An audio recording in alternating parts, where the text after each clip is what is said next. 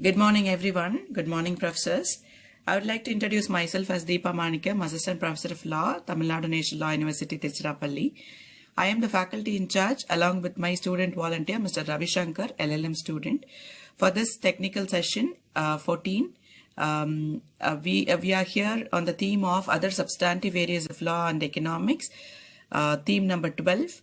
We have Chair Professor Dr. Panta Murali Prasad and Professor of Economics, IIT Kanpur. And we have our co-chair, Dr. Ray Marisport, Assistant Professor of Law, GNLU. I take this opportunity to welcome you both, sir. And I'm here to give a very brief introduction about chair and co-chair. Dr. Murali Prasad Panta holds a PhD in economics and is currently professor in the Department of Economic Sciences at IIT Kanpur.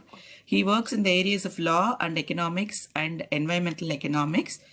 Also, he conducts evidence-based, policy-oriented, interdisciplinary research to understand the impact of human empowerment on consumerism and environmentalism. Notably, he contributes to law and economics in India by organizing short-term courses under Global Initiative of Academic Networks and Quality Improvement Program and the formation of IALE with international conferences. He is the founder president of the IALE. Presently, he works in the areas of sustainable development cities, road safety and security and health services. And he is known for all of his well-known and renowned publications.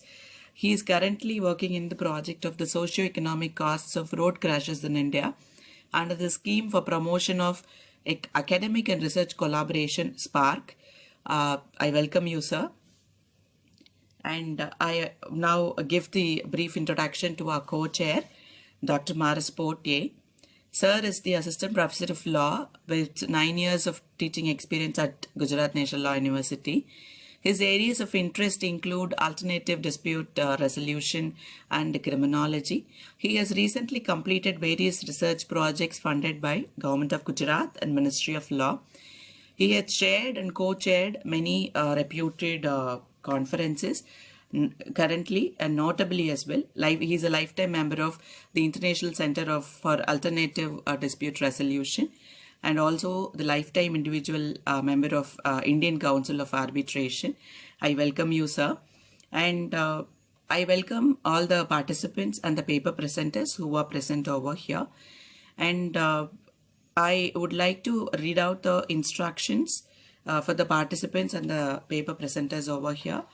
Let me just go with the instructions for the paper presenter here. Each paper presenter will be given 30 minutes for their presentation, including Q&A session.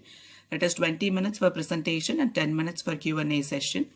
Presenters may also use PPT if they want.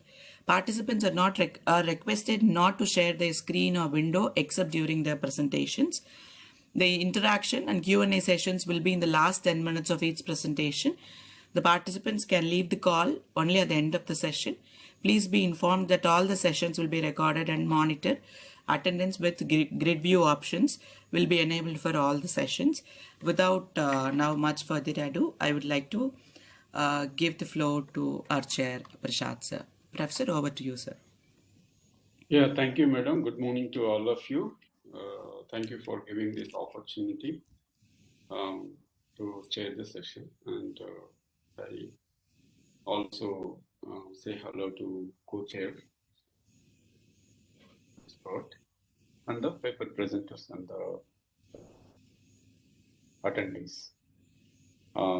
So we will begin. We have 3 papers. I hope all the 3 presenters are here.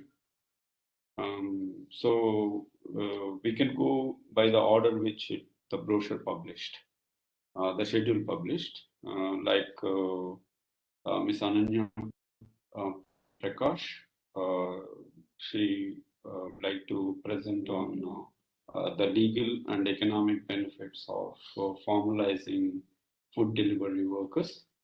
And the second paper, it is by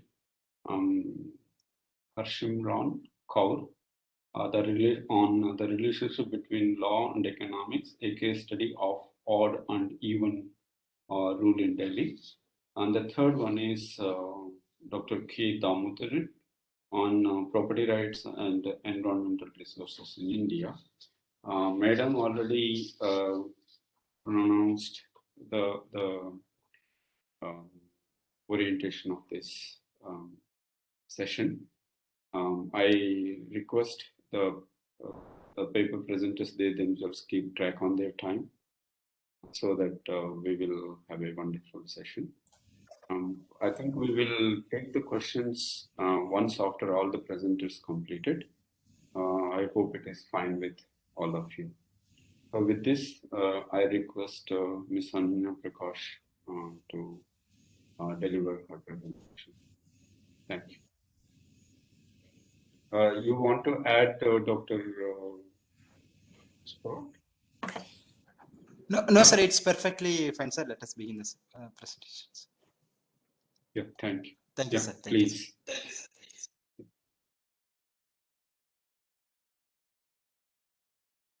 Good morning. I am Anne Sarasa. I'm the co-presenter along with Ananya Prakash. Shall I share my screen? Is that possible? Yes, please. Yeah. I made you as a presenter. Now try sharing it. Sure. Yeah. I would just like to confirm if my screen is visible. Yeah, it's visible. You can go ahead. Just give it the full screen. Yeah. You're good. Go ahead. Yeah. I'll be beginning soon. Okay.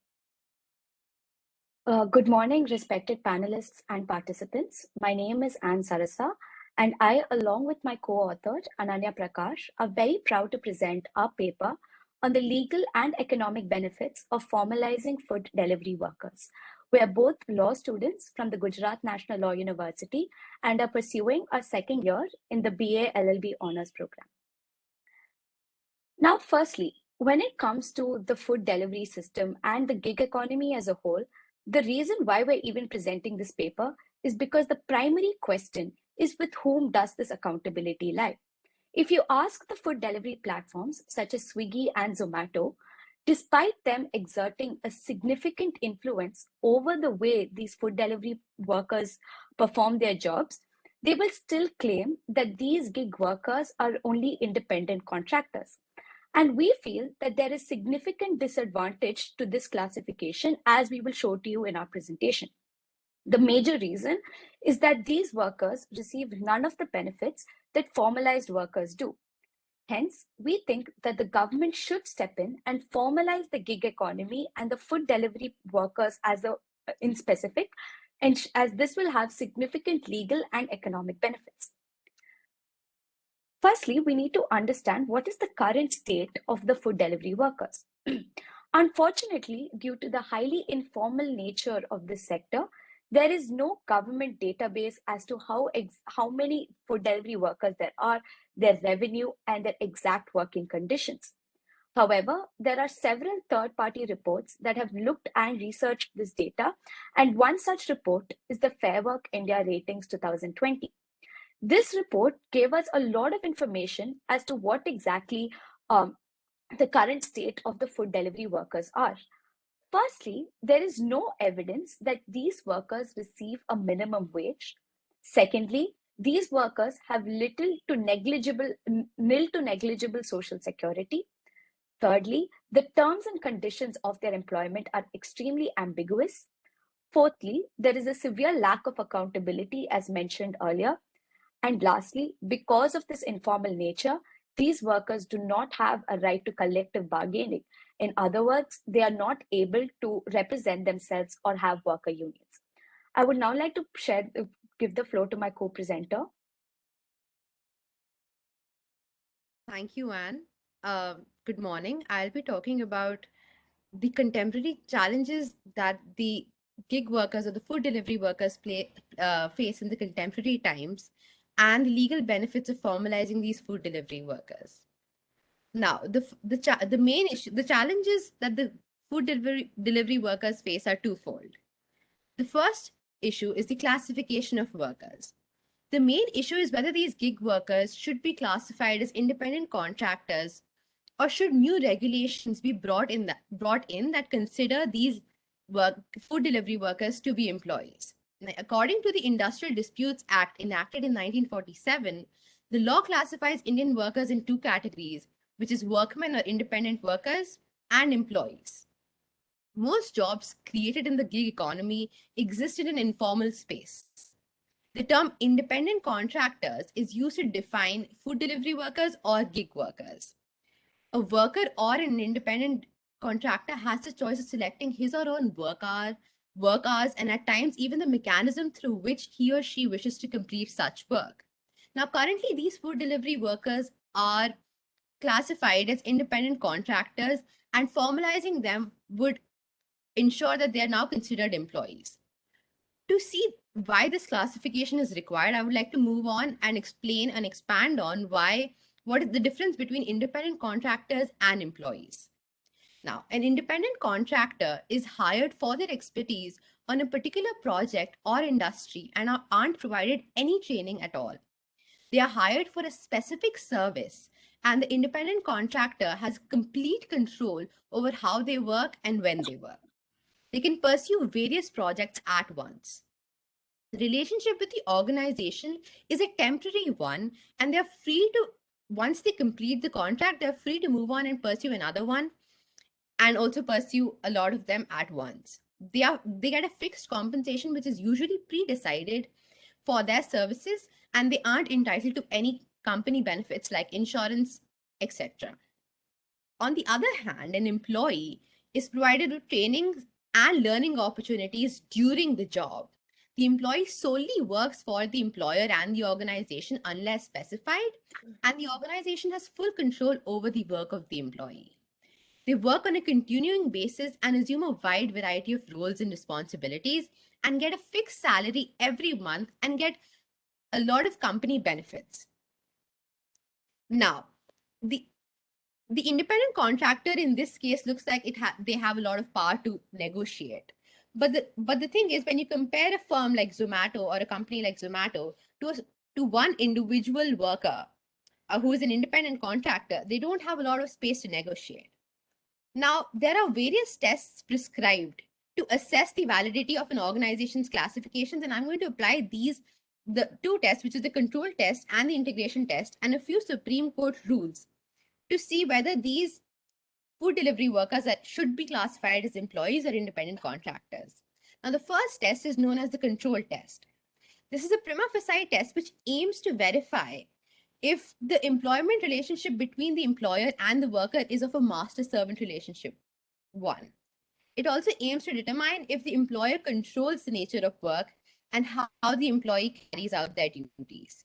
The second is test plays an important role in determining if the worker enjoys absolute independence from the organization or whether the employee is fully integrated and cared for by the employer. Now, the control test wants there to be a master-servant relationship. Considering how a delivery worker has no power to negotiate at all with such big firms like Zomato and Swiggy and are done as directed, it is quite clear that they do share a master and servant relationship, even though they are classified as independent contractors. The integration test, which I believe should be applied, is that whether or not the worker enjoys absolute independence, which this Zomato worker does not. He's given a specific place and a time and to deliver, and he or she does deliver at that point of time. And therefore, we believe that the employee should be cared for and should be given benefits. Now, coming to the Supreme Court rules, the Supreme Court has also laid down some questions that should be considered from a case-to-case basis to determine the validity of an employee's classification. This includes questioning who pays the worker, the length of service delivered by the employee, and the appointing authority. Now, all of this, who determines all of this in this case is the company or the firm. And that's why even in this way, they classify and should be classified as employees and not independent contractors. Yes. Now, the second challenge is the applicability of sector-specific regulations. Now, for the longest time, platform companies have argued that there are mostly technology platforms and hence escape various regulations that they would be forced to implement if they came under any other specific sector. For example, the Food Safety and Standards Authority has issued specific guidelines for e-commerce and food business operators, but for the longest time, Zomato operated without a license or under the Food Safety and Standards Authority because it classified itself as a technology platform. Now, they were only a while ago were they brought under the ambit of Section 31 of the Food Safety and Standards Act 2006, which states that no person or firm can carry out any food business without a license. The Food Safety and Standards Authority has made efforts for food safety workers, but it hasn't been as impactful. Now, what are the advantages of bringing them under different sectors where they do belong? First would be that they help with skill building for the workers, and they also help with them collecting together and forming a union, probably, usually like it's done with workers. And also that it would be easier for the government to create a database where hiring could be made easier in the long run. Now, there has been a slight small attempt in 2020 known as the Code of Social Security. So in 2019, gig or platform workers found an explicit mention in a labor code. The code, which is the Code of Social Security, was introduced in 2019, studied by the Standing Parliamentary Committee, and passed by the Parliament in September 2020. The Code on Social Security makes provisions for gig economy workers. It mandates that the union and state governments should frame and notify relevant welfare schemes. So basically, it gives them a right to make welfare schemes for these platform workers and actually acknowledges them. These would provide life and disability cover, health and maternity benefits, old age protection, education, provident funds, injury benefits, and other types of measures. A registration mechanism for gig workers and helplines to aid access to social security schemes is in the process of being made. Now, there were labor codes passed in the parliament, out of one of which was the Code of Social Security, the others were Industrial Relations Code 2020, the Occupational Safety, Health and Working Conditions Code 2020, and obviously the Code of Social Security 2020. Now, only one of these codes mentioned gig workers, and the rest of two did not mention gig workers or food delivery workers, which fall under the ambit of gig workers at all. The Industrial Relations Code only applies to employees, and the gig workers do not come under this classification. And the Occupational Health, Safety and Working Conditions Code does not mention gig workers either. Now, this is disheartening and really terrifying for gig workers, and which also includes the food delivery workers who work during the pandemic, as they aren't guaranteed any rights as workers. For example, Zomato has only one chat for these workers on which they handle major problems like these workers getting into accidents to small issues, probably like not being able to find a certain food item. Now, this is a very disheartening way and approach towards treating these independent contractors, and therefore they should be classified as employees and should find mentions in all these other codes too. Now, I'll come to the legal benefits of formalizing the gig economy. Now, what is formalization? The ultimate goal of enterprise formalization initiatives is to create more and better jobs, reduce poverty, and address marginalization of those who are especially vulnerable to the most serious decent work deficits in the informal economy. Now, formalization would solve a lot of these issues, and I'm going to take you one by one as to what the benefits would be if they were legalized, if they were formalized. My apologies. The first would be Social Security. Now, Social Security is a human right which responds to the universal need for protection against certain life risks and social needs. The Constitution of India is yet to recognize Social Security as a fundamental right, but it does provide that the state should strive to promote the welfare of people by securing and protecting as effectively as it may a social order in which justice, social and economic and political, shall inform or institutions of national life. This can be especially seen in Article 41, 42, and 47 of the Constitution of India. Now, a social security system which is well designed and systematically implemented in the unorganized sector would help in improving productivity, contribute to setting up of harmonious labor relations, and therefore overall improve the rate of socio and economic development. Now, the second legal benefit, which is very important and overdue, is the minimum wage. Currently, the Minimum Wage Act 1948 is only applicable to workers in the organized sector, and hence the food delivery workers do not fall under the ambit of this act. According to Zomato, there is no set average base pay for the workers, and it depends on the region and the city of employment. The total remuneration includes variable components as such as weight, time, and distance traveled. Now, this tilts the scales in favor of the firms and companies who already are very rich and operating on a lot of and have a lot of money and negotiation power and manpower. So therefore, this is very unfair. Now, during the pandemic, Swiggy cut the base pay or the minimum delivery fee per order of riders to ₹15 and implemented even other pay cuts. Now, the thing is, these food delivery workers pay for their own petrol, which we know has shot up exponentially over the past few months. Now, if they're being paid only 15 rupees for the delivery and are paying 100 rupees for the petrol prices, they are in heavy loss and they're already very poor, and this is absolutely unfair to them. Delivery men, like I said, pointed out that their earnings nosedived as the fuel prices hit historic highs. I think we believe that ensuring minimum wage is a duty that the state must fulfill to make sure that these kinds of situations are avoided as much as possible.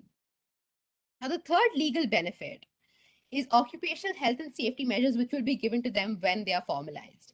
The Occupational Safety, Health and Working Conditions Code does not include the food delivery workers, like I mentioned. Due to the lockdown and the pandemic itself, delivery partners are more at risk now more than ever, and even placing orders for food has increased exponentially during the pandemic as people can't go outside as much as they want to. And these food delivery workers travel and move around the city and interact with various restaurants and clients, and yet they aren't given any safety measures which would protect them. Incorporating these food delivery workers into the ambit of this code is extremely important to ensure that the health and safety of such workers is not compromised. And it also is a basic human right, I believe, to protect the safety and health of these people by the companies.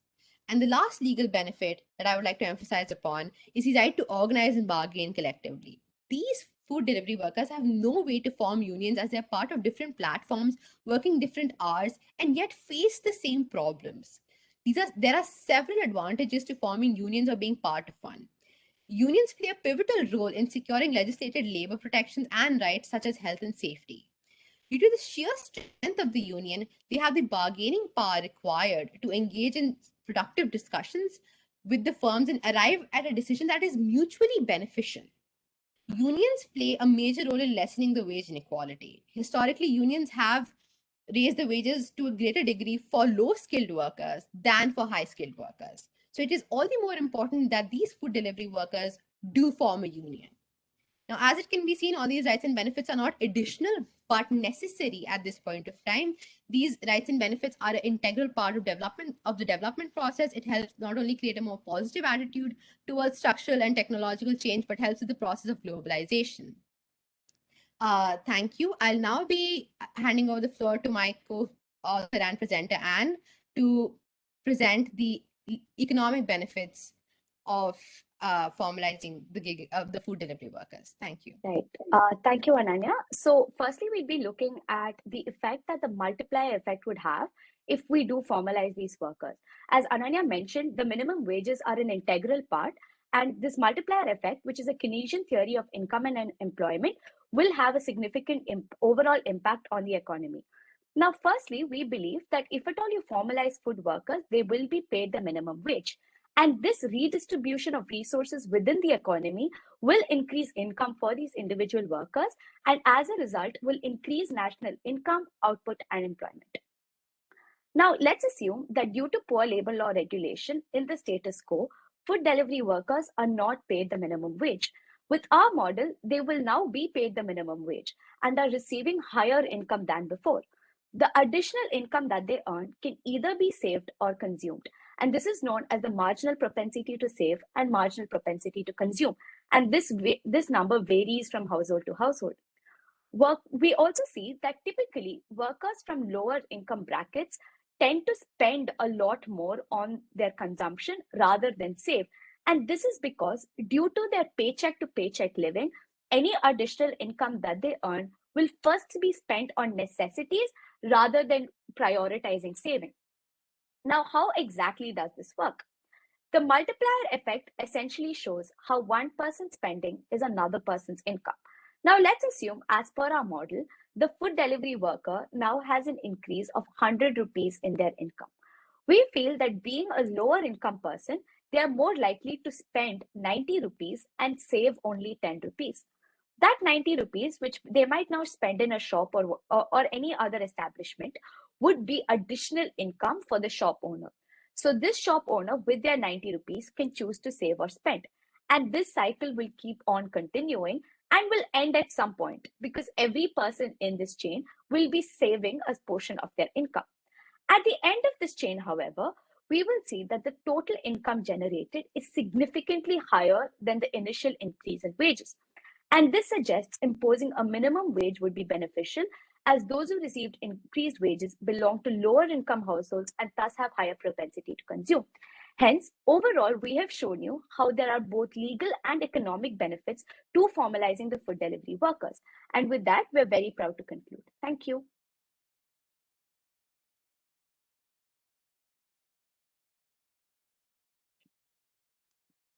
Yeah, thank you very much, Ms. Anand and Ms. Ananya. We can go for the second presentation straight away. We will come back at the end for the question and answers, please. Thank you. Second presenter, please. Good morning, sir. Am I visible and audible? Yes, please.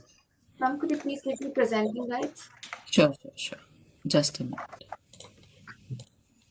You are the presenter now. Try sharing it. Right.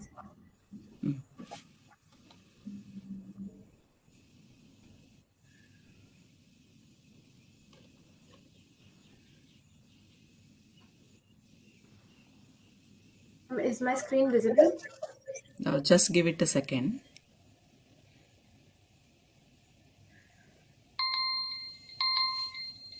Yes, please.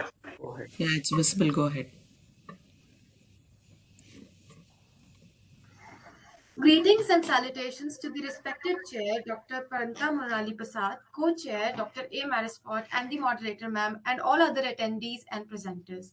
Today, I'll be presenting a case study on odd and even rule in Delhi and would try to establish the relationship between law and economics.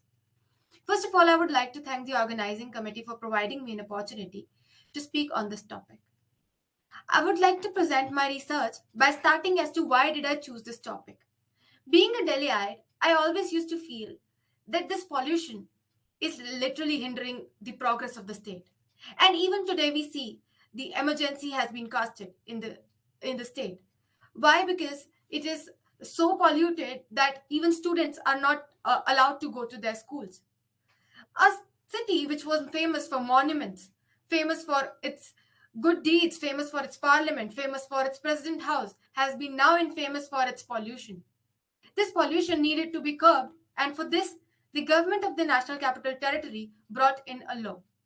The law was brought in such a beautiful manner, as we see, it is in the name itself, odd and even rule in Delhi.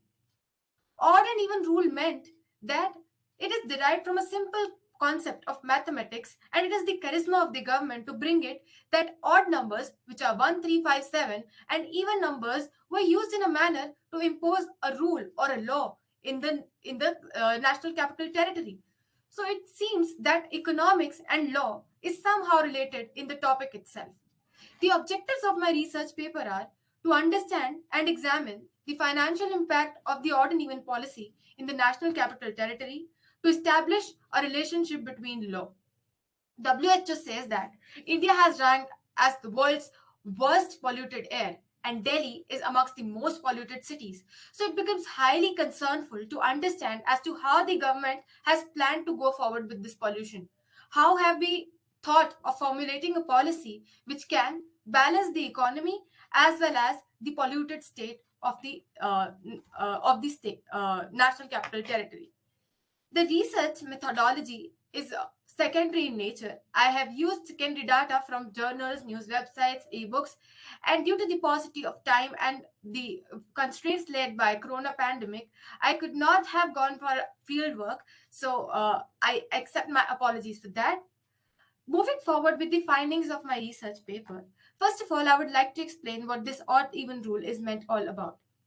So according to the odd even rule, the private cars were to go on every alternate day. That meant that the cars with an odd number could go only on the odd dates. That is, if the date is like 1st of November, then only the car which has the number plate with the odd number could go on that day.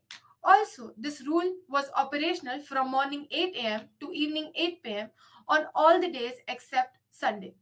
There were various exemptions which were given during this odd and even rule, which included two-wheelers and electric cars, CNG cars. So this kind of gave a boost in the economy to the electric cars and cars working on CNG. Also, people started using two-wheelers over four-wheelers because these were exempted. Women-only cars with children up to 12 years was also given exemptions. Cars occupying physically disabled, cars using the emergency vehicles, or cars of high dignitaries such as president and prime minister were also given exemptions. The challans that were deducted in the first edition were of that of rupees 2,000, and whereas it was given a high rise or in the second edition of rupees 4,000. Now, no coin is without two sides, and so was this odd and even policy. Some of the policymakers suggested that this policy was indeed needed in the National Capital Territory, whereas the others felt that it was merely a tantrum of the government. Now we'll be analyzing the. Ma'am, is my screen visible? I'm really sorry. It is visible. I hope the slides are not moving. It is still in the same slide. 1 second, maybe some power problems. Ma'am, No, we have lost your slides. Unable to see your slides. Better you stop sharing and then reshare it again. Probably it will work. She's doing it, Professor. So, Yeah, okay. No, if she has some issue, we can come back to her. Maybe we can ask Dr. Damodaran to present so that we can save time. We will wait for a minute. Oh, I'm sorry. There is a lot of noise. All right, Professor.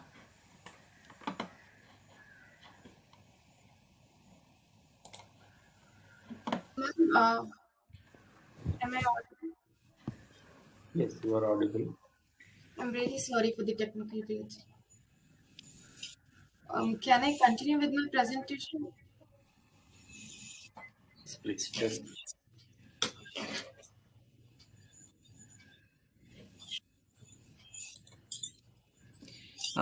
Professor, can she continue, or should we be going for the next participant, Professor? No.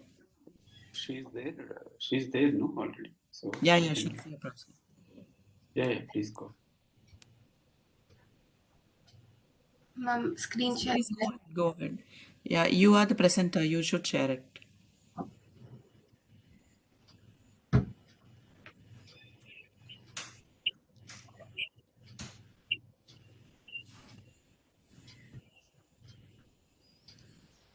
So as I was discussing the findings of my research paper and was discussing the odd and even rule, so it is highly concernful that the challans in the first edition were that of rupees 2,000, and it were given a rise to rupees 4,000 in the second edition. And as there are two sides of every coin, they were the same with the odd and even policy.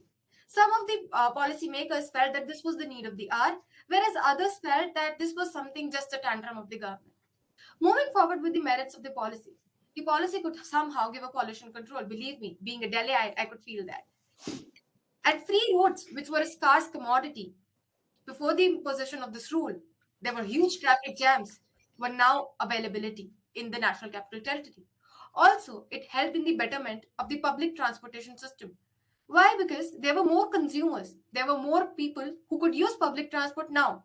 Earlier, people used to prefer their private vehicles, their private cars over public transportation. But now, since the government had imposed a policy where they could take out their private car only on one day, and on the other they had to go for another alternative option, which was for most of them public transportation. DTC buses and the metro had a lot of improvement in that time.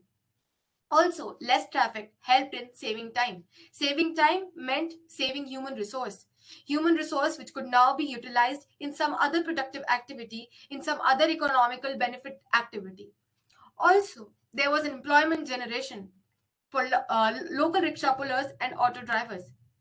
They could get now more consumers because the alternative day they had to transport, and if the distance was too less to cover, we used to prefer local rickshaws and autos.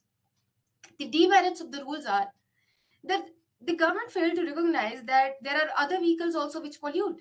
They allowed two-wheelers to move on alternative days and on all the days throughout the week. This meant that two-wheelers could pollute as much as they wanted. If there was a policy, they could have inserted the point that two-wheelers would also be allowed on every alternate day. Also, as the Supreme Court has stated, that this policy was somehow a half-baked cake and a short-term panacea. Because after the imposition of the policy, we were back to the state of pollution, and we are back to the state of pollution even now. And some people, this was the story that I narrated for most of the middle class and the lower class people. But those who could afford cars, they afforded one more car. They got another car, and incidentally, during the time when there should have been a lower demand of the cars, the demand increased, and more demand meant more supply, and more cars meant more pollution. Traffic police was also overburdened. There was no specific task force for the odd and even policy implementation. And researchers also said that this somehow gave a monopoly of cabs. Along with the auto drivers and rickshaw pullers, who else get the opportunity to take the consumers? It were the infamous companies of Ola and Uber. So this was somehow a demerit of the odd and even policy. This is the most important concern that my paper tries to bring forward. That what is the effect of the law, that is the odd and even rule, upon the economics of the National Capital Territory. So more challans and the use of public transport meant that there was an increase in the revenues.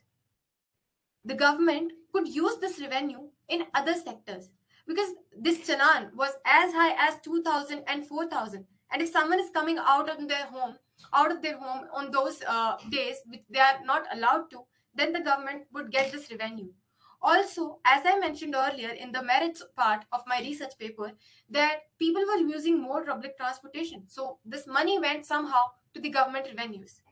Also, the consumer savings which were there from the alternative options they opted, that was carpooling or bicycle or walking for the short distances or even using public transportation for that matter, could be used for other purposes.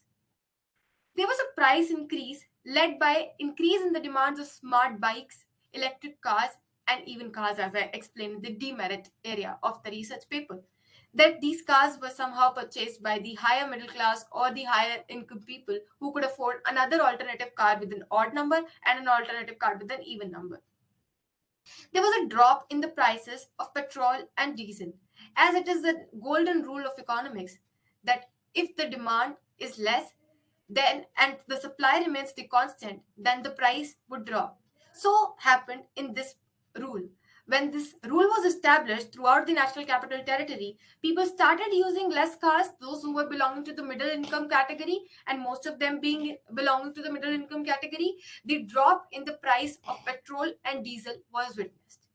Also, the roads of Delhi became an available commodity from a scarce commodity. Human resource was saved by saving the time wasted during the transportation. I would like to bring forth a global view of this policy. While this odd and even rule was something which was put forth in the National Capital Territory for the very first time in 2016, the concept is not new in itself. It has been brought forward in many other countries than India. Beijing saw this rule in 2008, Paris imposed it as early as in 1997, Bogota in 2009, Mexico in 1989, and the list goes on. But in India, it was the courage of the government in Delhi that they bring forth this rule in a developing country and a country facing huge amount of pollution. Somehow we can conclude that this policy saw a small success. Even though there were challenges to the implementation, the scheme was the need of the hour. Because during that time, at least it was breathable. And also, if the government stops bringing these rules, there would be no point of governance, good governance, and policy making. Hence, the government should keep bringing the rules, but also keep in mind the changes that my paper in the next part would like to suggest. Now, it is established that any rule which is set up by the government has the correlation with the economics of that region, as it has been seen in the case study of odd and even rule in Delhi. Because the economics is a subject that deals with the economic activities, and law is a tool to regulate these economic activities. Moving forward with my suggestions to this policy, this policy should be implemented elsewhere in the nation, especially in the metropolitan and polluted cities like Mumbai.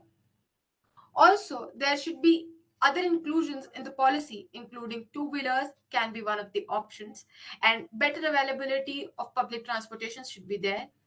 Like it was seen that even though public transportations were improving, we need to improve them more. Also, the period for which this policy was implemented was too short. This period can be elongated. The rule of odd even I found during this study is very charismatic, is very golden in its nature. This mixture of law and economics is somehow very attractive, and we can still use this for other purposes. Rather, along with the curbing pollution, we can even use this as a policy for reopening of colleges, schools. Being a student of law and not seeing the law college yet, it seems very difficult to live during this pandemic. So I believe this odd and even policy can be used there as well. Maybe roll numbers 1357 can be asked to come on days alternative, and the others can be asked to come on days even. So I would like to suggest that maybe this policy is much more to be explored and has much more to be done and talked about. I would like to thank all of you for being the patient hearers and listening to my presentation and research paper so well. I really apologize for the technical glitch that happened in between. Thank you for being patient listeners. Thank you so much. Thank you, Ms. Kaur. And we will go for the next presenter, Dr. K. Damodar. I hope it is fine. Hello, sir. I am audible. Please. Yes, please. Yes. I will share the PPT.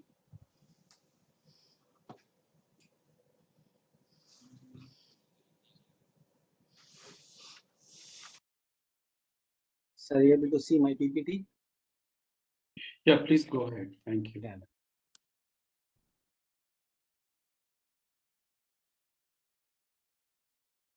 Good morning to everyone gathered here. Today my presentation is on property rights and exploitation of environmental resources in India.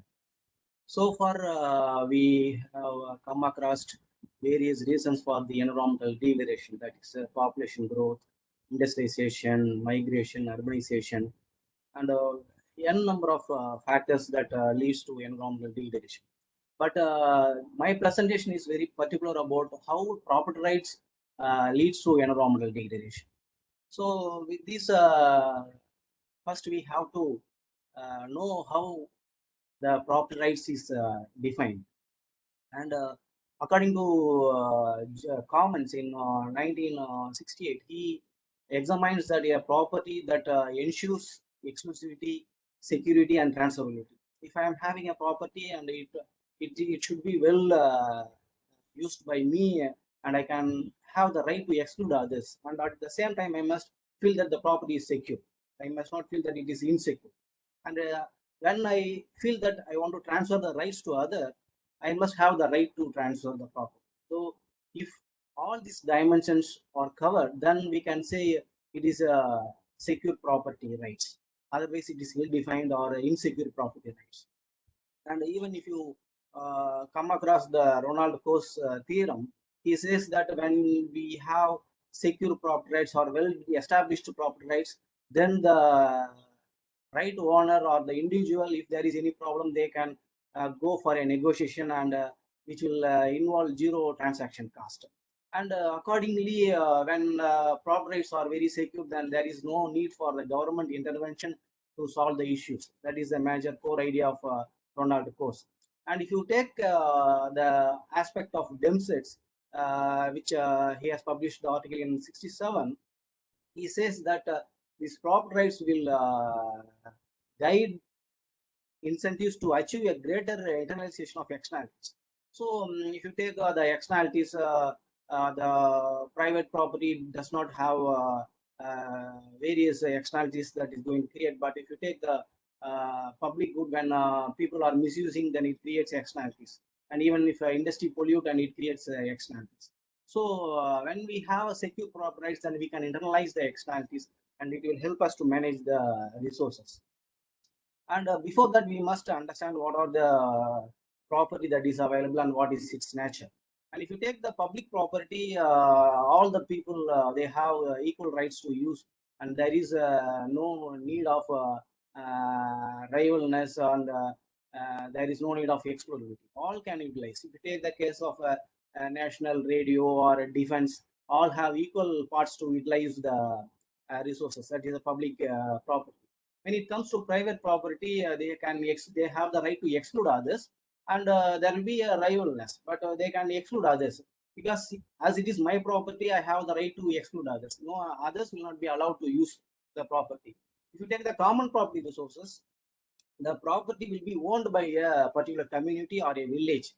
That particular community will be allowed to use the resources, and others will be excluded. Other villages cannot enter into a village or a community to utilize those resources.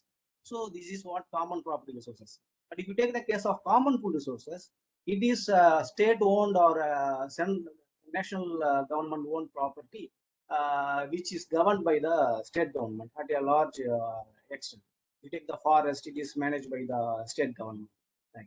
So how this property and its rights affect the environmental conditions or natural resources. And when the properties are ill-defined, when the property is ill-defined, the people, the community, or the industries, they may misuse the resources. For example, if you take, if it is my property, I will be taking more care, and I will not allow others to misuse my resources. No one can dump waste in my property, as it is my private property. But if you take a common land, public, then people, they dump the waste, and even industries, they dump the solid waste. And if it is a river, then they dump the liquid waste. And this property determines how it should be used. So this misuse of resources or overused resources is an outcome of tragedy of commons, which is said by the Gazette Hardin, who says people, when it is a common property or common pool resources, they misuse and they overuse, and it appears like tragedy of commons.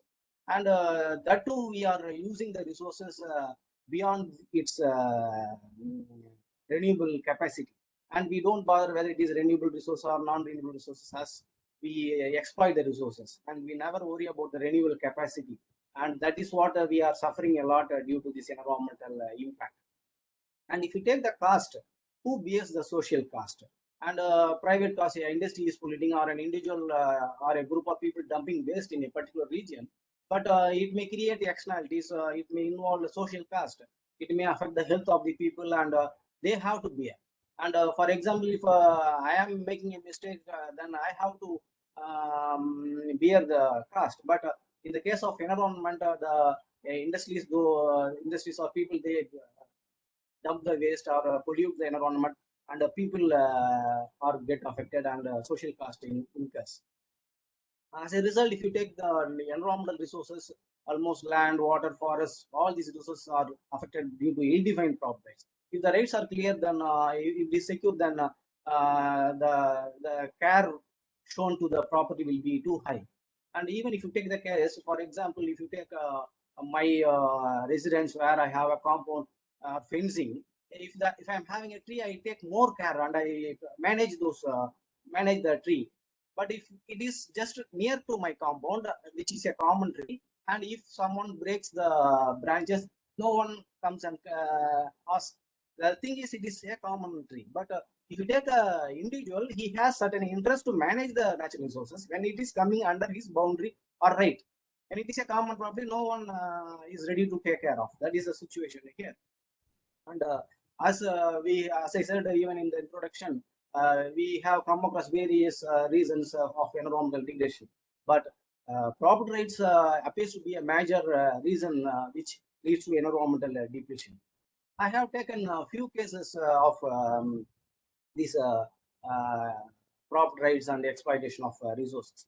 If you take the forest resources, the commons, they as it is owned by the state government, people or commons or the smugglers, those who enter into the forest and they misuse, they cut down the trees, and which leads to various environmental issues. And having enough tree is a prime need to manage the environment, to overcome all the issues. Just it can absorb the pollution and it can give oxygen to us. But without knowing this, we are for various reasons, for expansion of industries and population growth, for everything we cut down the trees. And simultaneously, and because of this insecure rights, people enter and they cut down the trees, and irrespective of whether it is dry or green, nothing else is bothered, and they misuse the tree. And if it is in my boundary, if it is a private property, a private trees, then no one can be allowed to misuse. And that is what happening. And you can see the data. And for livelihood, around 275 million people are depending upon the forest. And from 2002 to 20, we have lost around 349 hectares of forest because of this ill-defined property rights. And coming to the water pollution, and it is a serious issue all around the world. And in India, we suffer a lot with the huge population, and around 70% of the population are consuming polluted water, contaminated water, which is not good for drinking. And the Nidhi Aayog has computed the water quality index, and our country stands too behind in managing the water resources. And if you take the case, it is around they have surveyed around 122 countries where we stand by 120. So this is poor statistics that we are not concentrating on managing the water resources. And it too because of ill-defined property rights. If you take the industries, mostly they open the industries nearby the river, canal, or near to the seashore. The thing is, just they are very comfortable in discharging all the wastes to the river or canal. And if you take the Tirupur in Tamil Nadu, it has completely affected the Noyal River, and because of these pollutants, they discharge all the pollutant without recycling or reducing its impact. And when you take the next land degradation, and it is also a major issue due to deforestation and overgrazing. And when we overgraze the common lands, and it leads to depletion of the land resources. And if you take the statistics, around 12 million hectares of land are lost due to this desertification and degradation of the resources. And the land degradation determines the well-being of 3.2 billion people, around 40% of the whole world population. But we are not very much particular about managing this land management, or we have exploited the land almost. When we dump the waste in a common land, not only it affects the soil fertility, and also it affects the groundwater resources. And this is a huge issue, and it creates various social costs to the people. And altogether, it is because of this ill-defined properties. And even here, if you compare the private land and common land, private land is comparatively managed better as you compare the common lands. And coming to the major aspect, whether it is economics or conservation. If you take the case for what we are giving much more importance, whether for economics or conservation. And if you take the case of India, our government and its policy and community, altogether we have failed to manage the resources. And we cannot be very particular that only government has failed or policy has failed. Almost all have failed in managing the environmental resources. That is my observation. And even though the scientists are very particular about informing that we have to manage, and if it goes beyond this level, just now we are 1.1 degree global temperature degree Celsius, and if it reaches 1.5, then it will be a huge problem. Then and there we are getting statistics about warning from the scientists, but we do not much care about the consideration of environmental resources. And if we take the case of this lockdown pandemic due to pandemic, and at the time we could see some improvements in the air quality because of uh, uh, this transportation which was not allowed due to this lockdown. At the time, we could see some improvements in the environmental resources, particularly in the air quality. But almost the whole world, they are very particular about only the economics. Economic slowdown is there, unemployment is there. Okay, I accept that the economic factors are very important, but at the same time, we never think or we never speak more about the conservation. Just we speak for sake of speaking, but for environment, we are not showing much more care. That is my point. And irrespective of all this government or whatever it may be, we are responsible for managing the resources, but we concentrate more on only economics as compared to conservation. We save money and we feel that in future it is uncertain, future is uncertain, so we want to save more money for our future generation or for our own sake. But when it comes to the case of environmental resources, we don't bother about the future generation or the present generation. And sustainable development goals we have, and we are speaking more about it. But when it comes to the mandate, and just it is like a policy which we were moved from Millennium Development Goals to sustainable development. After some years, we will be moving to some other aspect, and this should not be there. And we need a development, economic development, as much we have to concentrate on conservation of natural resources also. And what is the environmental perspective? What perspective that we have? We have two dilemmas, as I said earlier. When it is my property and I show more care, when it is common property, oh, it is like a common property, we can misuse, no need of taking care. That intention is huge in our mind, and that is the major reason. And as the environment is pretty good, and we want to maximize the use of the resources rather than managing its sustainability.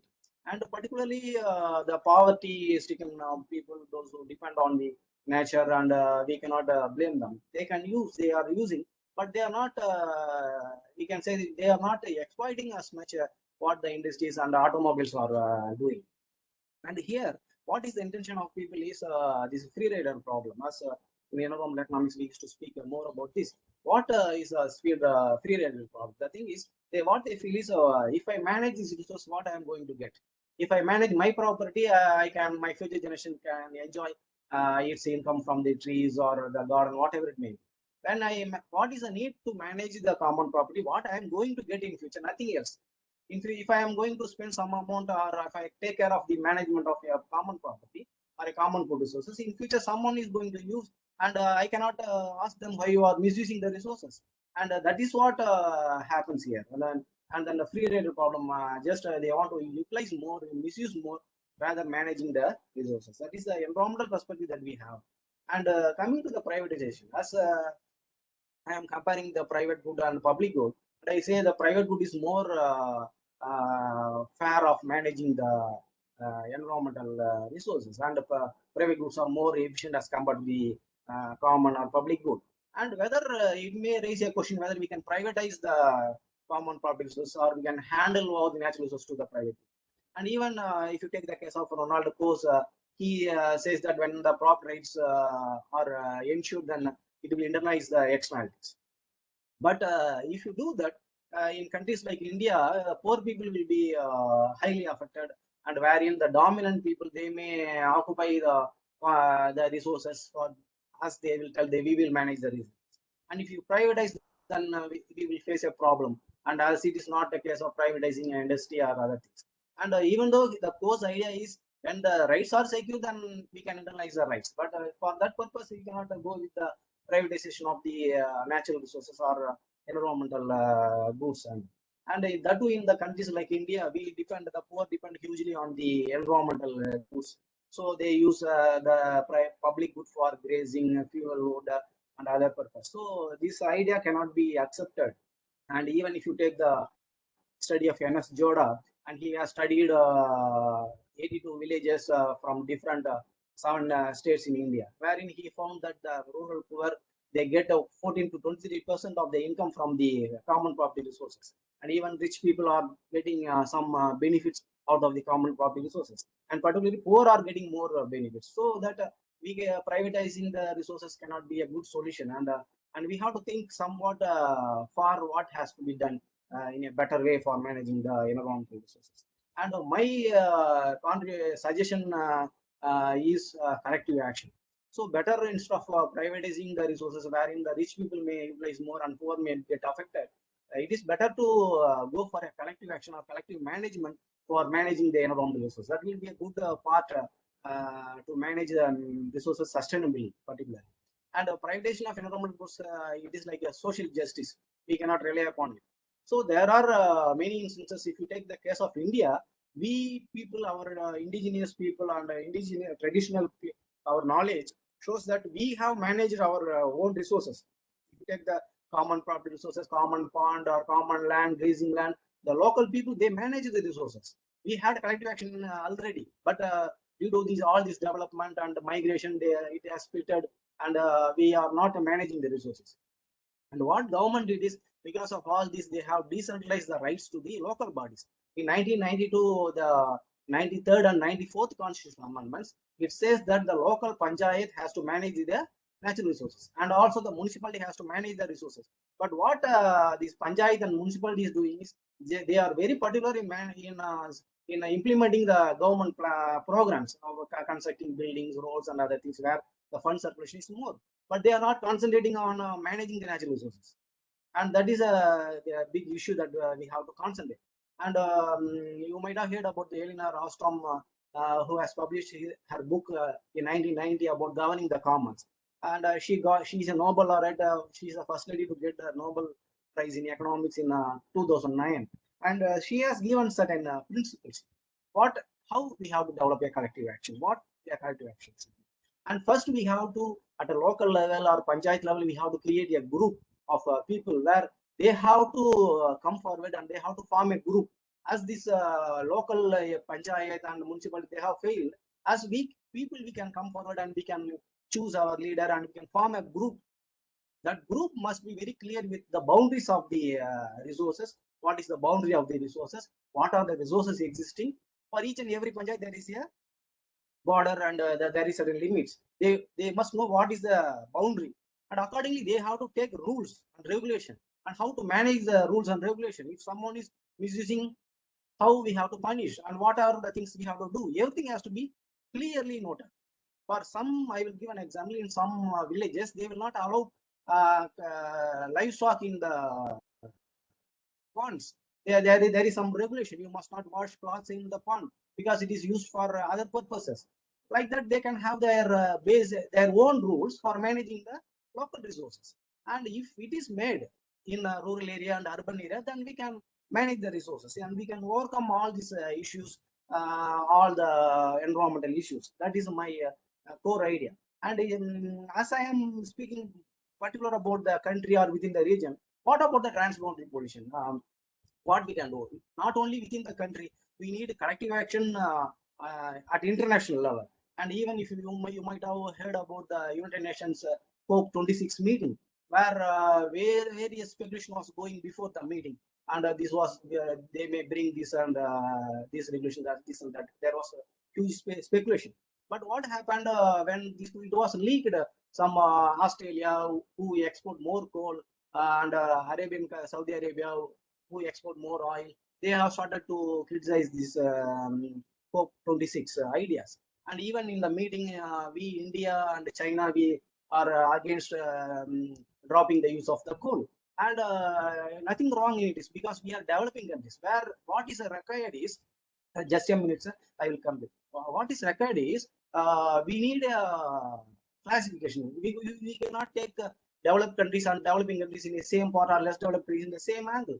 Just the developed countries must provide some funds so that the developing countries, they can contribute, they can move towards renewable energy instead of using non-renewable coal or other fuels. And it has to be done not only at a local level or a national level.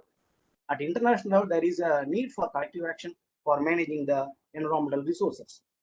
And Manrega, we can use this Manrega for managing resources. But if you see the statistics, it is not good. Just for namesake, the works are going, and they can manage the local resources, but they are not doing that. This collective action group has to do that so that we can manage the environmental resources sustainably. And coming to the conclusion, this is what I want to say.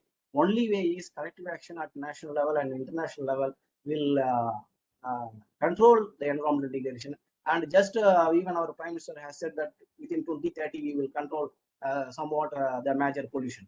And when you say that there should be some benchmarks for each and every year, we have to monitor what is going with just telling gathering and like a function, it is not an important thing. When you say it is with 2030, then we should be very specific. Every year it has to be audited. Otherwise, we just it is like a message to the country, and it should not be that. My thing is collective action should be at the international level and national level so that we can manage the environmental resources sustainably. Thank you for the opportunity.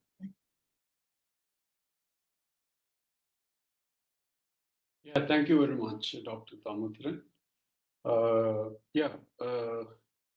So on behalf of the Association of the Conference, I thank the presenters, Ann and Ananya on food delivery boys welfareism, and Ms. Kaur on odd even rule air pollution in India, and then Dr. Damodaran on natural resources, particularly property rights to conserve natural resources.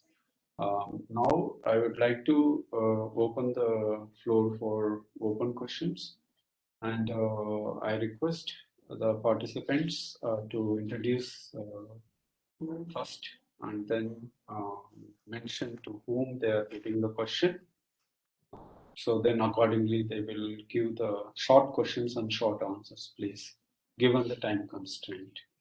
Yeah, now open for the question and answers. Thank you.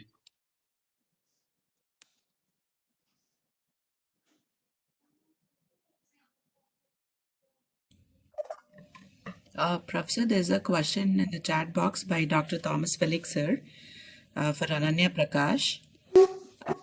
I'm here reading the question, sir. You are preferring for labor unions. When union raises the wage above the equilibrium level, it leads to unemployment. Workers in unions reap the benefit of collective bargaining, while workers not in unions bear some of the cost. What's your view on this? If I may take that question. Yeah, go ahead. So we feel that formalizing the food delivery workers should not be limited to just Zomato or Swiggy or just the major players. We feel that firstly, this should be a benefit that's extended to all the food delivery workers and the gig economy as a whole. Secondly, even if we do assume that there is only a certain portion of people are going to reap the benefit, I would like to present something that's also known as the efficiency wage theory.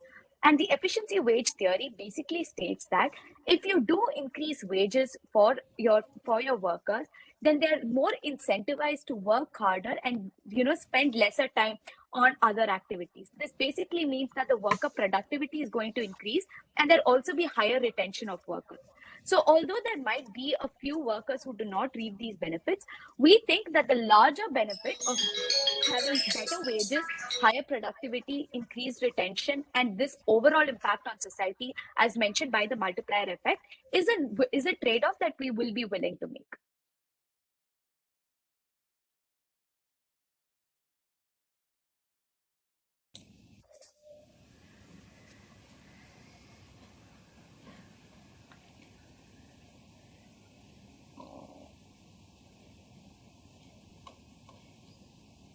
Any more There was questions? one. Yeah, there was one question that we got in the chat box that I think Anne would like to answer. Thank you. Go ahead, Yeah, please. I think there was a question earlier regarding our sources. So, our first major source was the Fair Work India report. We went through that, and there is where we identified what were the key issues that are currently faced by food delivery workers in the gig economy. And then we used that as a starting point to look at what is the current legal system on these issues. What is the legal system on minimum wages and social security, um, things such as that. And that is when we realized that a lot of these benefits that are normally extended to employees aren't available to food delivery workers only because of the improper classification of their employment status. And that is when we looked at what would be the benefit of formalizing them, and which is when we came across how impactful the Keynesian theory of multiplier effect would be, and how it will affect actual change in the economy and have a positive impact overall.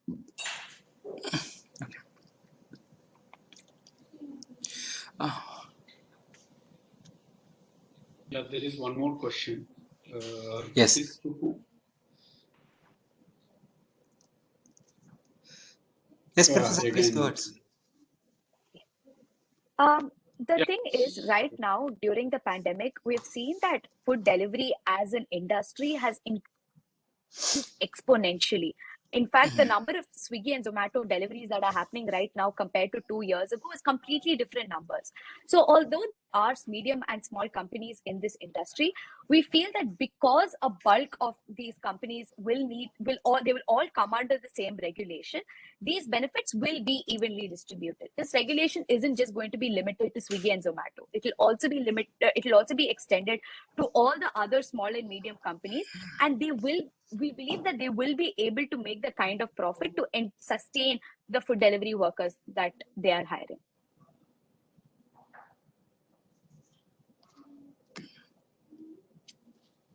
Yeah, any more questions from the floor? Professor, may I go, Professor? Some queries, if you permit. Yeah, please.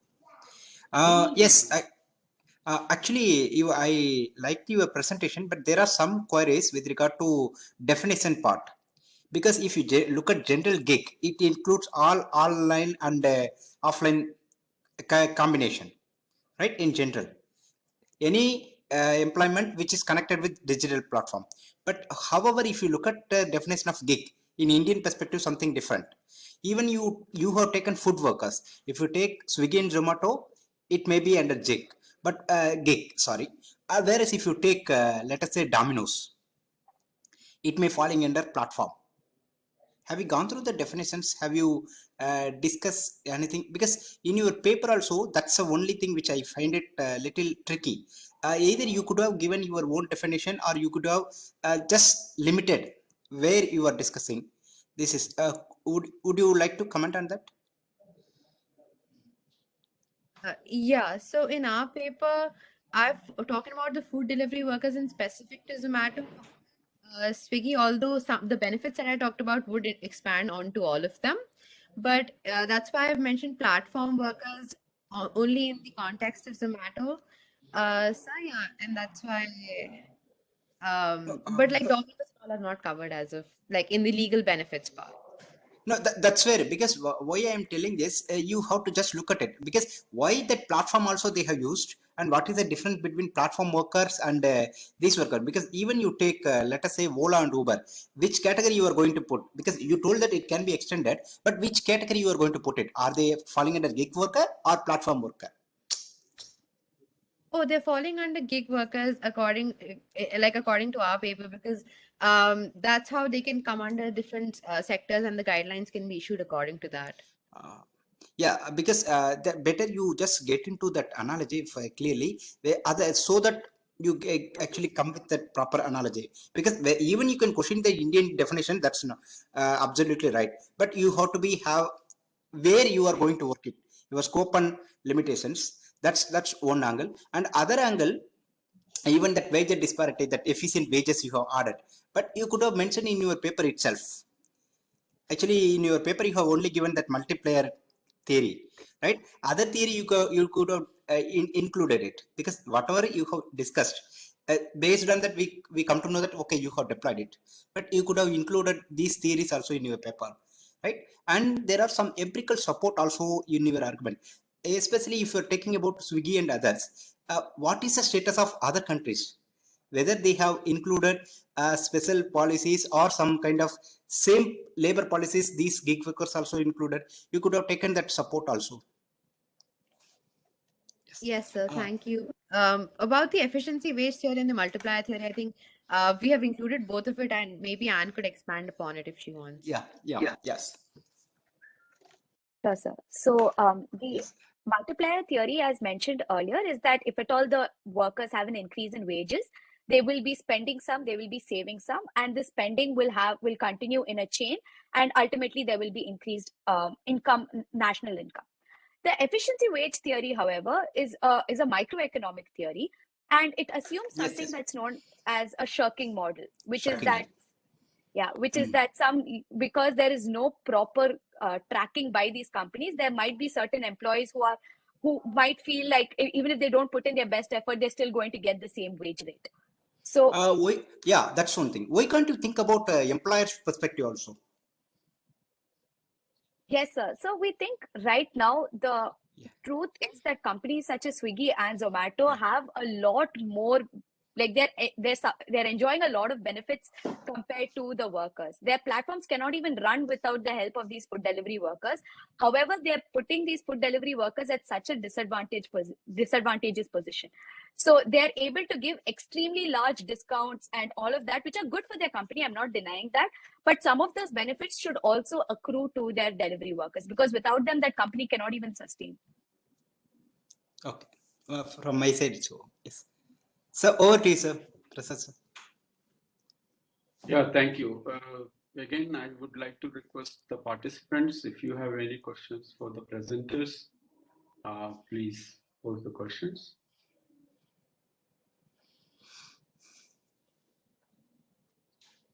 Okay, for the second presenter, Ms. Kaur. Are you there? Yes, sir. Yes, sir. So, sir, Could you read? for the ordinary rule, I basically referred the literature review. Yes, I did refer to the secondary resources, but it included various articles, various newspaper research, and there was not much of literature which I could go through because I adopted the non-empirical method. So.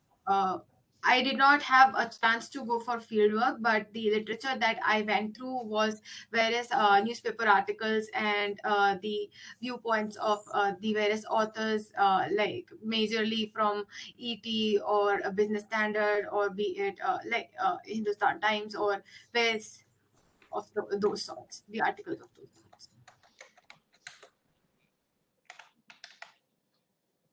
Okay. Yeah. So may I go, sir? Professor. Yeah. Second Be presenter. short. Yes. Yeah. Actually, you have taken that odd and even rule. Have you considered how much government vehicles are there in Delhi? Public vehicles.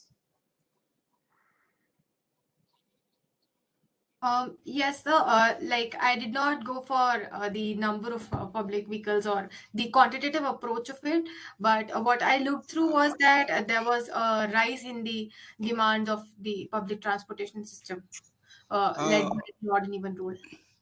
Actually, why I'm asking this, now let us take this, since you are talking about odd and rival rule, you take parliamentary session. It will be scheduled on, let us say, November to December, right? Winter session and some Yeah. other events. And generally, this odd and even rule applies in winter session. If you have these gatherings, and especially because of that, you will have that vehicles. And public vehicles are higher level. You just look at that how much quantity of these vehicles, right? Let us say if the exempted vehicles are higher, even if you say 25% only private vehicles are available in Delhi, then what is point in having this rule? Some quantitative level you could have actually worked upon. This is my suggestion. So that's why I asked. Yes, sir. Yes, sir. This is something that I would try to include in my paper. Yeah, Thank and you. what about the other countries? Whether they have only allowed that four wheelers or two wheelers also they have given any restrictions? What are all the procedures they have adopted, be it Beijing or be it France? So it was different in different countries as it was given in that graph. Basically, the Beijing had adopted it for all the private vehicles, Yeah. whereas Bogota Yeah. had it for only cars. So Yes. in Delhi, it was only for four-wheeler cars. So it was varying with very different countries. Yeah. Now, why I ask, since you have taken odd and even rule and which are the vehicles are exempted and everything, you could have done that quantitative. For example, if two-wheelers are higher, if you come with a quantitative analysis, right? At least you could substantiate whether two-wheeler can be considered or not. What you can compare with other countries. There are some statistics available, right? So you could have worked it upon that. Yes, sir. Okay, sir. Okay. Okay.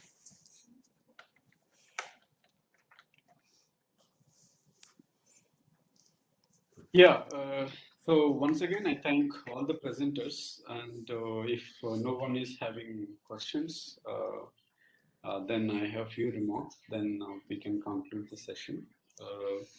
One is in the case of Miss An and Ananya. Could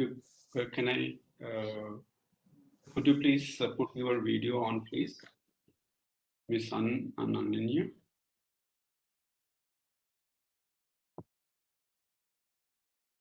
Yeah, when you have started working on this paper, Miss Ananya?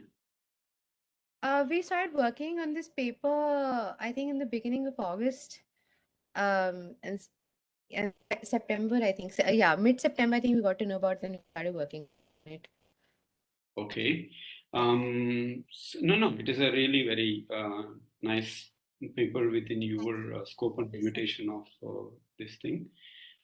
Just only I would like to really asking you this question, Yeah. both you and Dan, that once after you started working on this paper, have you ordered any food on delivery at home?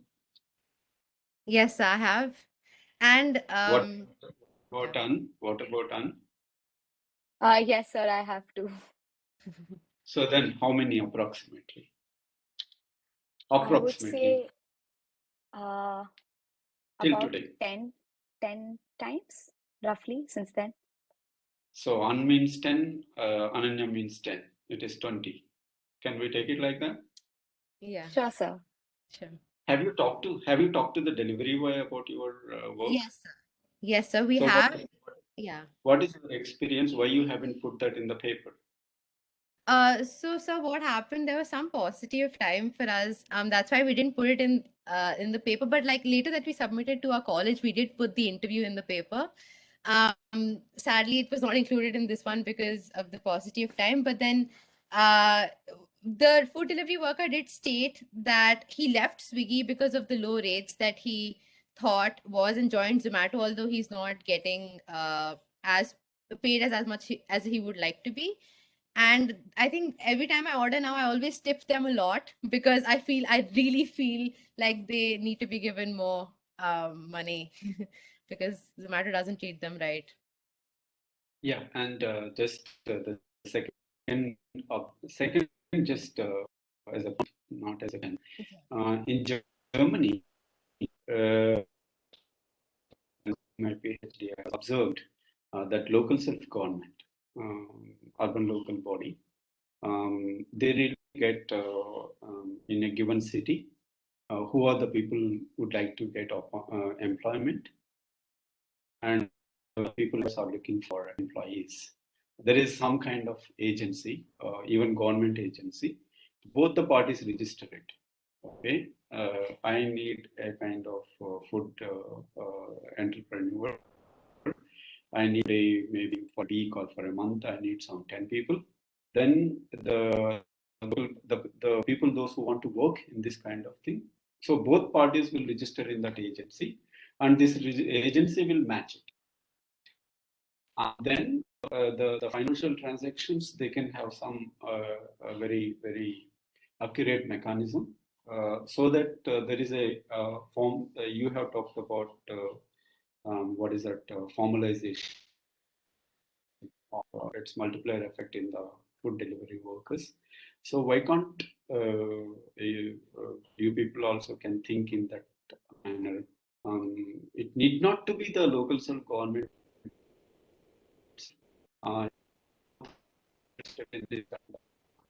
You can start a startup, okay, and Yes.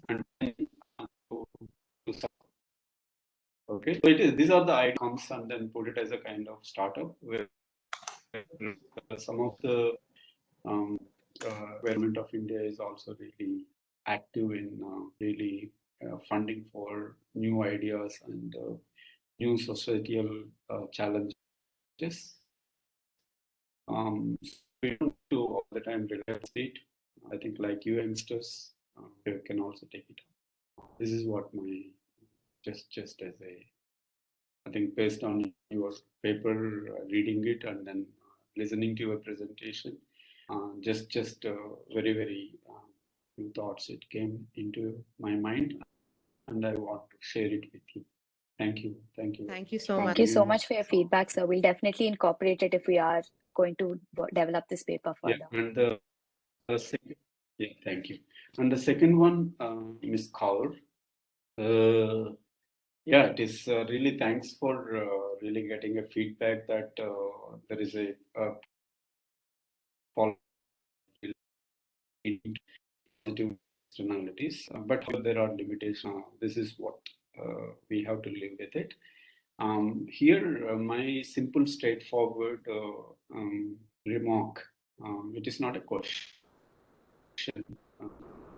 Thank you Sir, for scope sir, and voice is limitation of breaking, your sir. paper. There may be some technical Okay, sure. problems. Now is it okay? Now is it okay? Yes, sir. Fine. Go ahead, sir, please. Yeah, what my proposition to Ms. Kaur is that within your whatever the limited scope and limitation of your paper, you really gave us very clear-cut information, knowledge generation and dissemination. Thank you for that, and we are happy to see that the positiveness of the rule, and that is really very happy to listen. There are papers, there are literatures, and you can look it at after sometime whenever you want to expand work on this paper. Here, my simple remark here it is that what is the family social responsibility, user social responsibility, and producer social responsibility, and state social responsibility. So if the family social responsibility and user social responsibility really takes care like cooperation, self-regulation, and ethics in consumption, that itself can really what is that we can solve our we can solve the. I think first of all we don't need to really encourage the problems to happen and then pay for it later after a few people's sufferings. So as you mentioned, for every institutional mechanism, it will have positive and negative aspects of it.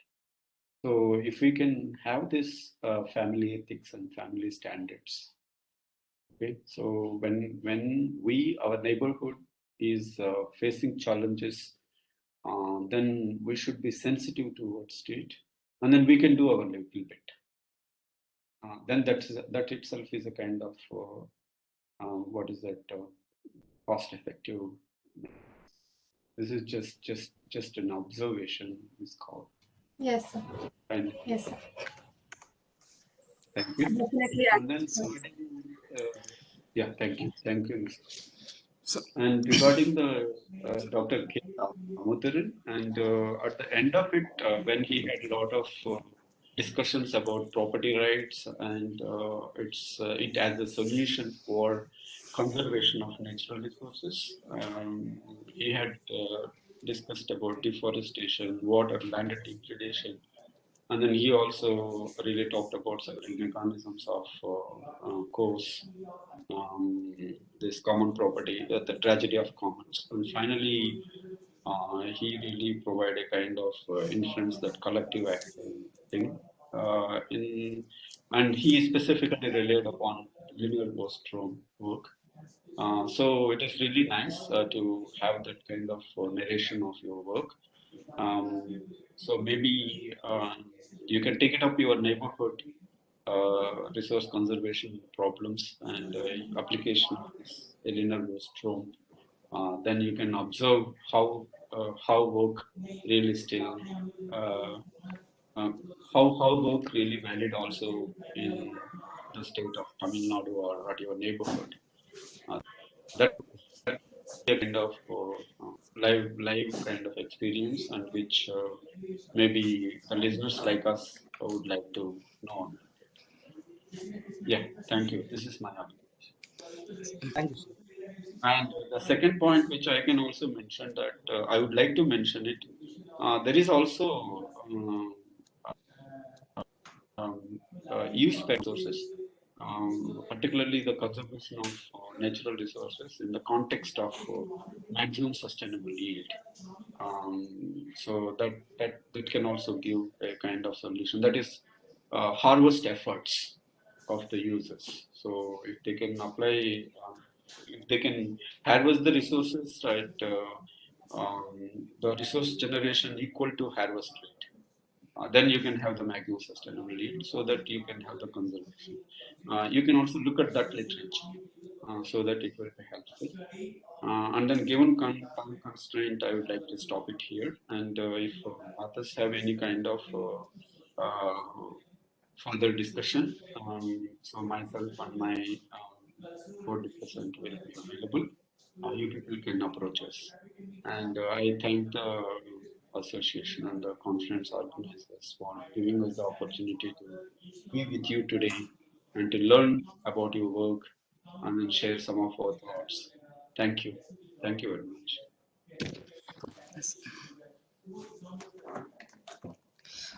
Yeah, ma'am, you can take Yes, it. Okay. sir. Um, The, Ma'am, yeah, 1 minute. go ahead, Professor. Please, sir. Please, Yes, sir. ma'am. Please. Yes, yes. Thank you, Prasad sir, for your kind words, and especially I have learned a lot of things from you. And today's presentation was really, very nice. And with regard to Damodaran sir, actually I forgot to ask some queries, but actually you just take it as a comment because whatever you have discussed, especially later part of your presentation, actually not there in your article. If you look at it, even that sources, especially if you add that empirical based or some kind of quantitative based, either it could be empirical or some kind of quantity based data, so which could support your arguments, so that would be better, which I feel. Even the new suggestions which you have given as chair has suggested, either you can take one district in Tamil Nadu or enter Tamil Nadu, you can take even reality. If you look at it through some qualitative data, if you bring it, so that would be very much connected, which I feel, right? Other than that, your arguments were really are very really sound, right? And I like that your presentations, sir, and I like all the presentations, and I congratulate and I thank you for sharing your work, and it's really very nice to hear all of you. And I thank Prasad sir for your support and your comments, and I thank IALE team and TNLU team for giving me this opportunity to co-chair this session. Yes, ma'am. Over to you, ma'am. Thank you so much, Professor. Thank you. I thank Chair and Co-Chair, esteemed professors, for presiding the session despite your busy schedule. Thank you so much. I also thank the presenters for providing insights on the topics presented by them, and it was really a information-packed session. Thank you once again. I thank the participants and also our IT department, who is really the backbone of these virtual sessions. Thank you, IT team. And I also thank everyone. I'll see you at the next plenary session. Thank you so much. Thank you, professors.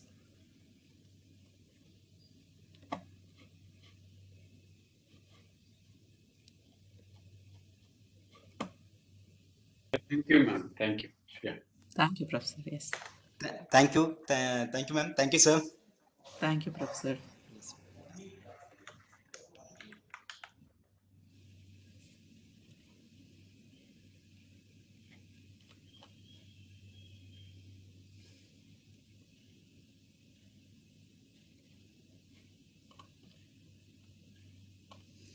IT team can end up the session. You can end the meeting, sir.